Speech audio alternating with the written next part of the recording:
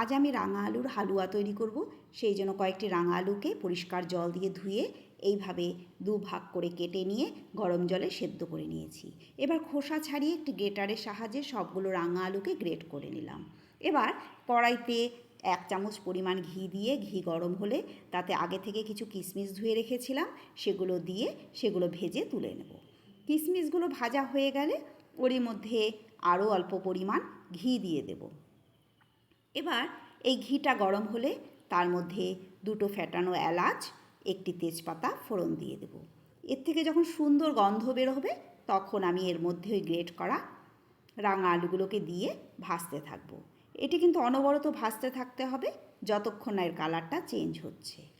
তারপর আমি এর মধ্যে 1/2 কাপ পরিমাণ আখের গুড় দিয়ে দিলাম। আবারও ভাজতে থাকলাম। তারপর ভেজে রাখা কিশমিশগুলো দিয়ে ভালো করে নেড়ে চেড়ে নিলেই আমাদের রাঙা আলুর হালুয়া একেবারেই তৈরি।